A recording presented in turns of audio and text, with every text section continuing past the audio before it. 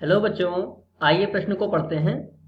यदि फलन f(x) बराबर 3x + 4 जबकि x का मान 0 से बड़ा या बराबर है तथा 2 से छोटा या 2 के बराबर है तथा फलन f(x) का मान 5x यदि x का मान 2 से बड़ा या बराबर तथा 3 से छोटा या बराबर है, तो समाकलन 0 से 3 तक हमको प्राप्त करना है। सर्वप्रथम इसकी मुख्य अवधारणा को जान लेते हैं। मुख्य अवधारणा, इसके लिए समाकलन की सीमाओं के लिए एक नियम दिया गया है। यदि हमें समाकलन करना हो a से b पर किसी भी फलन f(x) का, तो हम उसको विभाजित कर सकते हैं दो भाग में, a से c f(x) प्लस समाकलन c से b f(x). शर्त यह है कि यह जो बिंदु हमने c लिया है, यह इसकी निम्न सीमा तथा उच्च सीमा के मध्य का कोई बिंदु हो सकता है, अर्थात c का मान a तथा b के बीच में कहीं पर स्थित होगा। इस अवधारणा के आधार पर अब हम प्रश्न को हल करते हैं।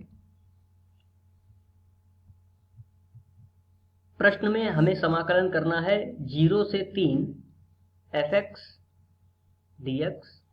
इसको हम दो भाग में विभाजित कर लेंगे, 0 से 2 f(x) dx प्लस 2 से 3 f(x) dx। यह हमने इसलिए किया क्योंकि प्रश्न में दिए गए प्रश्न में जो सीमाएं हैं वो 0, 2 तथा 3 के लिए दी गई हैं। अब हम पहले वाले फलन के लिए, जहां पर 0 से 2 के बीच में लेना है, वहां पर कौन सा फलन लेंगे? 0 से 2 के लिए फलन दिया गया है प्रश्न में 3x + 4, तो इसके लिए हम लिख लेंगे 0 से 2 और फलन 3x + 4, इसका समाकलन करेंगे dx प्लस इसी प्रकार जब 2 से 3 में हल करेंगे तो हम फलन लेंगे 5x, तो यहां पर लिख लेंगे 2 से 3 समाकलन करेंगे 5x का।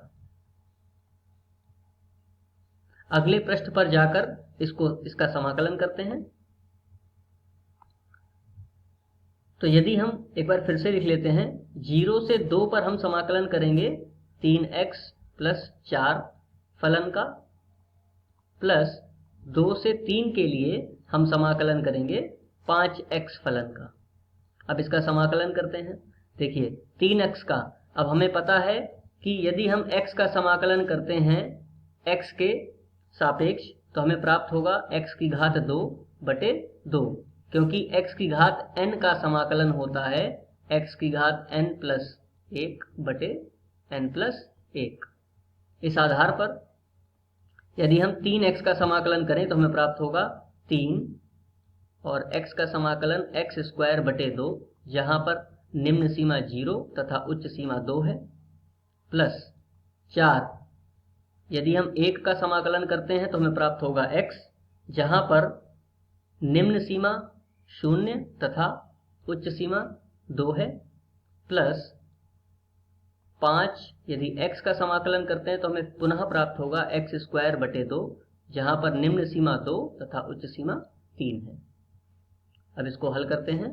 3 यहां पर उच्च सीमा माइनस निम्न सीमा, जब हम उच्च सीमा को यहां पे रखते हैं तो हमें प्राप्त होगा 2⁴ अर्थात 4/2 माइनस 0/2 प्लस 4 यहाँ पर उच्च सीमा 2 माइनस निम्न सीमा 0 प्लस 5 उच्च सीमा 3² अर्थात 9/2 माइनस 2² 4/2।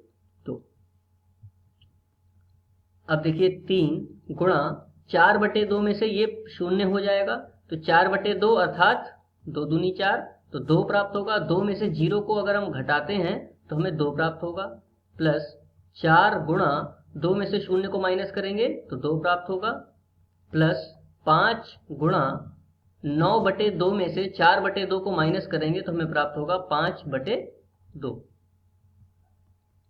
3 दूनी 6 प्लस 4 दूनी 8 प्लस 5 पंजे 25/2, अर्थात 8 और 6 14 प्लस 25/2।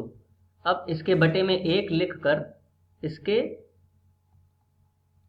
लासा लेकर के इसको हल करते हैं तो 2 इसका लासा होगा। 1 दूनी 2 तो 14 दूनी 28 प्लस 25 एक कम 25, जोड़ने पर 53/2 यह प्राप्त होता है, जो कि प्रश्न में देखते हैं। यह एक बहुविकल्पीय प्रश्न था जो कि दिए गए उत्तर का, ये देखिए प्रश्न में 53/2 जो कि दिए गए प्रश्न का सही विकल्प है। आशा करते हैं आपको समझ आया होगा। धन्यवाद।